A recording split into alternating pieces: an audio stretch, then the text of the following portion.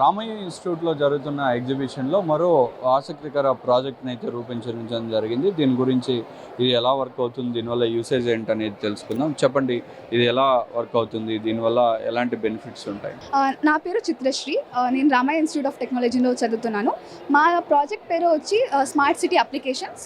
In that it is smart city multi functional urban pole system. మా team members Subhiksha, Arun and Amala are out. ఇది ఎందుకన్నా ఆలోచన వచ్చింది? Name వచ్చి డాక్టర్ లక్ష్మీ ఎస్. ఇది ఎందుకన్నా ఐడియా వచ్చింది మీకు ఇది చేయాలనేది? అంటే మాకు స్మార్ట్ సిటీ అనే ఒక కాన్సెప్ట్ ఇచ్చారు. మేము అంతా ఆలోచించాం. ఫస్ట్ మేము ట్రాఫిక్ సిస్టమ్ని డెవలప్ చేసాం. అంబులెన్స్ని అంటే త్వరగా సర్వీస్ ఇచ్చేయడానికి మేము చేసాం. కానీ అట్లే ఆలోచించేటప్పుడు ట్రాఫిక్ స్ట్రీట్ లైట్స్ కనిపించింది. దాని ఒక functionality just on and of అంతే కదా, అది ఫుల్ ఆన్ బ్రైట్నెస్ ఉంటుంది, ఎనర్జీ సేవింగ్ ఉండదు. అందుకే మేము స్మార్ట్ ఇంటెలిజెన్స్ సిస్టమ్ చేసాం. అదేంటంటే ఎనర్జీ సేవింగ్ ఉంటుంది. Light intensity, according to light intensity, it turns on and turns off. And when people is present over the pole, only then it turns on. Anotara. ఇప్పుడు మాకు తెలుసు existing సిటీలో conventional street poles ఉంటాయి. ఆ street poles ఏం చేస్తాయని street light on చేస్తుంది, of చేస్తుంది. అదే దాన్ని ఫంక్షనాలిటీ. దాన్ని మేము ఒక స్మార్ట్ ఇంటెలిజెంట్ సిస్టమ్లా మారుస్తున్నాం. ఇదేంటంటే అడాప్టివ్ స్ట్రీట్ లైటింగ్ చేస్తుంది. ఎమర్జెన్సీ సిచ్యుయేషన్స్లో ఎమర్జెన్సీ సర్వీస్ని అందిస్తుంది.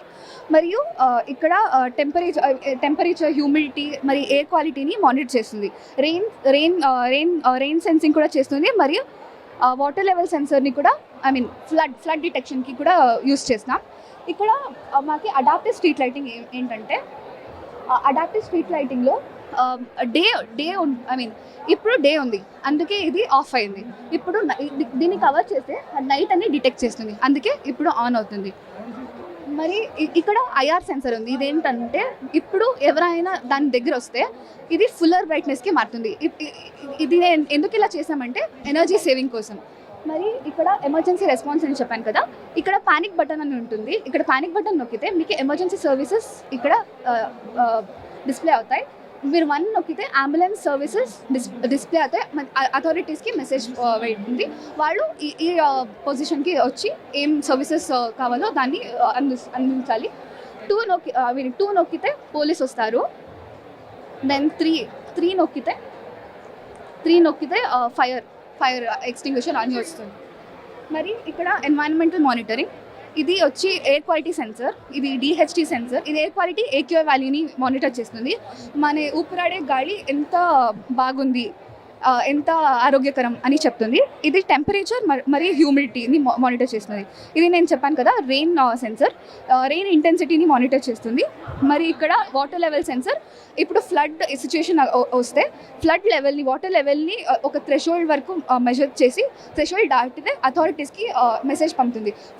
ఫ్లడ్ సిచ్యుయేషన్ అక్కర్ అయిపోతుంది, ఏమైనా రెస్పాన్స్ కావాలంటే తీసుకోండి, ప్రికాషన్ తీసుకోండి. ఇది డాష్ బోర్డ్.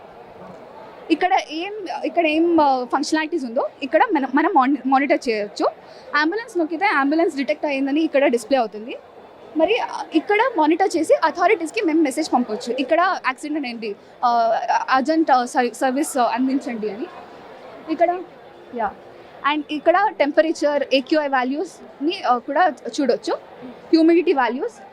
మరి అది గుడ్డా బాడా అని కూడా చెప్తుంది. అండ్ ఇంకొక యూనిక్ సిస్టమ్ ఏంటంటే ఎక్కడో కూర్చొని మేము పబ్లిక్కి ఏం మెసేజ్ చెప్పాలో ఇక్కడ డిస్ప్లే చేయొచ్చు.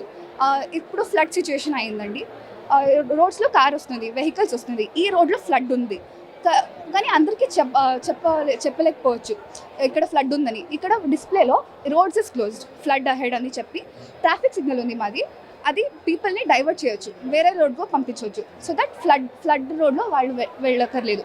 ఇప్పుడు అంబులెన్స్ సర్వీస్ నొక్కితే అంబులెన్స్ వచ్చి ట్రాఫిక్లో it get stuck in traffic. So when the ambulance reaches the traffic, we'll make the signals green.